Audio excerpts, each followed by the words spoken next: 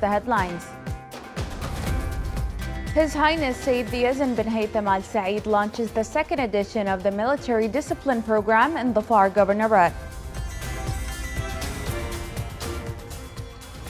The Oman-Philippines Investment Forum begins in Cebu to boost bilateral economic ties.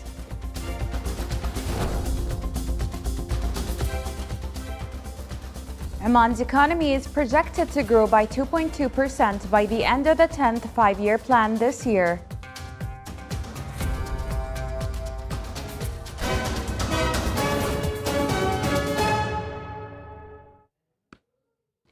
Those were the headlines. Now for the news in detail.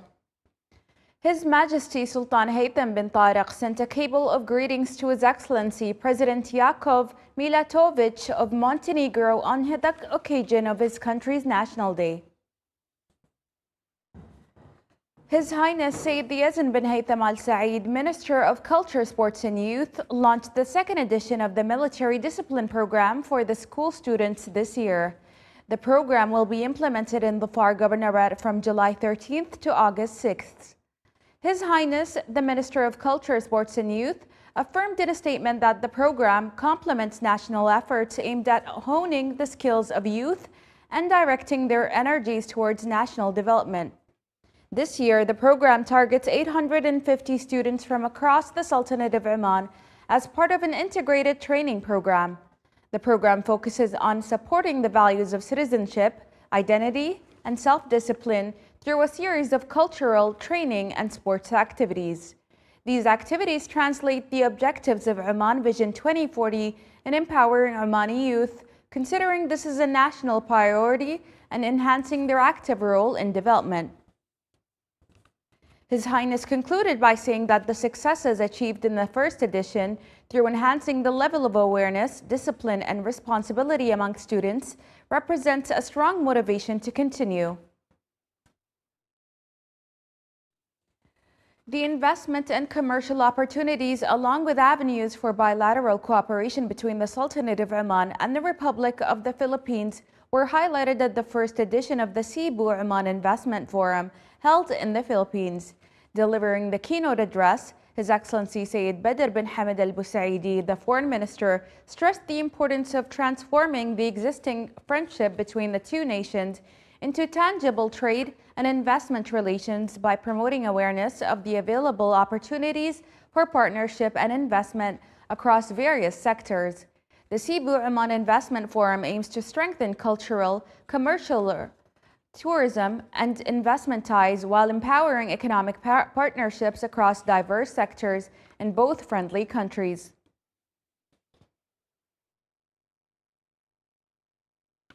Economic forecasts for the current year indicate that the real growth rate of the Omani economy will increase by 2.2% by the end of the 10th five-year plan this year.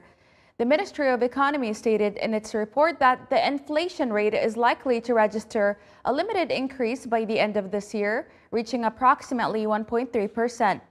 Meanwhile, expectations indicate that the Sultanate of Oman's GDP at constant prices will rise to 39.2 billion Omani riyals. These expectations are attributed to the improved performance of oil activities, which are expected to resume growth this year by 1.3%, after declining by 3% at the end of last year.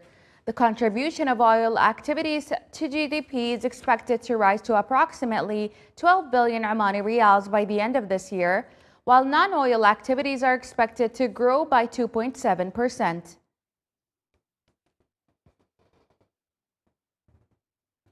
The tourism sector's contribution to the Sultanate of Oman's gross domestic product rose to 2.7 billion Omani riyals last year, reflecting the sector's growing impact on the national economy as one of its key drivers. According to data released by the National Center for Statistics and Information, the sector grew by 3.2%, reaching a direct contribution of 2.12 billion Omani riyals. The tourism industry in Oman also witnessed an upward trend in visitor numbers and its role in stimulating interconnected and supportive economic activities throughout 2024.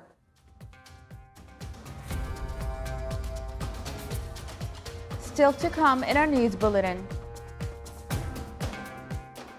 A taste of the future, Dubai unveils the world's first AI chef, serving up high-tech flavors this September.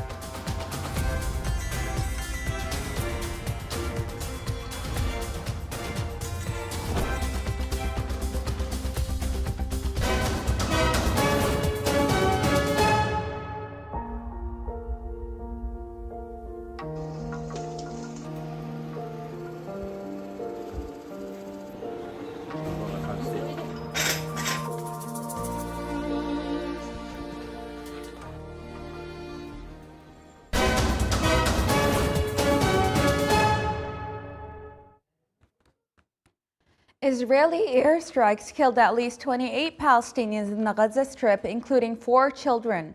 Officials in Al-Aqsa Martyrs Hospital said the children and 2 women were among at least 13 people who were killed in Deir al-Balah in central Gaza after Israeli airstrikes pounded the area starting late yesterday. Another 4 people were killed in strikes near a fuel station, and 15 others died in Israeli airstrikes in Khan Yunis in southern Gaza, according to Nasser Hospital. Ukraine said its drones bombed a fighter jet factory and a missile production facility. The Ukrainian military said the aviation facility in the town of Lukhovitsky, southeast of Moscow, produced MiG fighter jets. Meanwhile, Moscow announced that its air defenses had shot down 155 Ukrainian drones and that its forces had captured a new village in the Donetsk region of eastern Ukraine. Kremlin spokesman Dmitry Peskov reiterated that the deployment of a foreign military force in Ukraine is unacceptable to his country. Peskov's statement came after French President Emmanuel Macron spoke about the future deployment of a European force in Ukraine. Peskov asserted that Moscow is disappointed that its clear signals on this issue have not been heeded.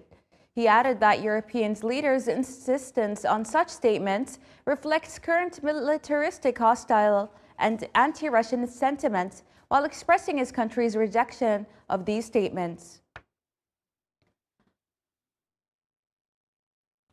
Russian Forces Minister Sergei Lavrov arrived in North Korea on the latest visit by a senior Russian official to the isolated country. This visit comes amid growing relations between the two countries, according to North Korea's official news agency. The agency said the visit includes a meeting between the two countries' foreign ministers amid a significant development in their strategic cooperation, which now includes a joint defense agreement.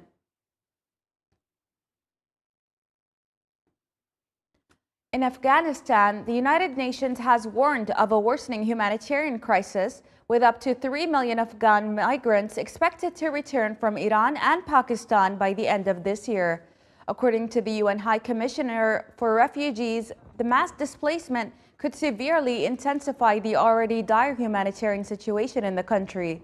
The agency described the return as large-scale, noting that over 30,000 people are crossing daily into Afghanistan through Islam Kala border crossing, putting immense pressure of local communities already struggling with major challenges. New data published by the United Nations Children's Fund revealed a significant increase in the number of children suffering from acute malnutrition in the 5 states of Darfur. The number increased by 46% in the first 5 months of this year. The organization reported that more than 40,000 children received treatment in North Darfur alone, double the number recorded in the same period last year.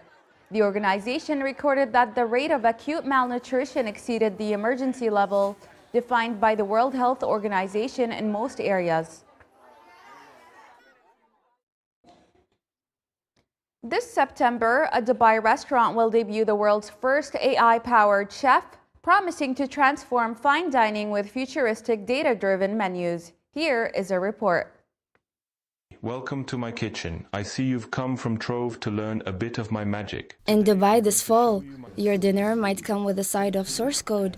Woohoo, a restaurant that bills itself as a dining in the future, is set to open in September in central Dubai, a stone's throw from the world's tallest building, the Burj Khalifa. Food at Woohoo will be assembled by humans for now, but everything else from the menu to ambience to service will be designed by a culinary large language model called Chef Ayman. Human cooking will not be replaced, but we believe it will elevate the ideas, creativity, and then create a unified culinary experience for the world. That's why it's very important for me to be part of this project. It was a dream a year and a half ago. Now we are sitting in the studio and we can talk with Ayman. It's such an amazing experience, and we are trying to innovate the industry to come up with more creative ideas. Ayman, a portmanteau of AI and man, is trained on decades of food science research, molecular composition data, and over 1,000 recipes from cooking traditions around the world. While Chef Ayman can't taste, smell, or interact with his dishes like a chef normally would, the model works by breaking cuisine down to its component parts like texture, acidity, and umami, and resembling them into unusual flavor and ingredient combinations according to Ayman's developers. Ayman is designed to develop recipes that reuse ingredients often discarded by restaurants, like meat trimmings or fat. Longer term, Woohoo's founders believe Ayman could be licensed to restaurants across the globe, reducing kitchen waste and improving sustainability.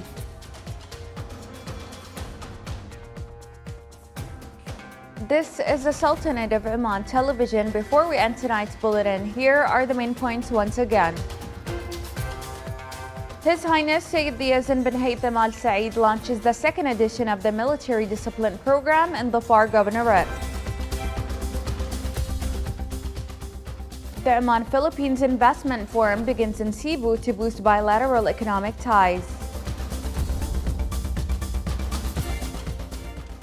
Oman's economy is projected to grow by 2.2% by the end of the 10th five-year plan this year. With that, we come to the end of tonight's bulletin. From all of us here at the newsroom and the studios, it's a good night, and we hope you've had an enjoyable weekend.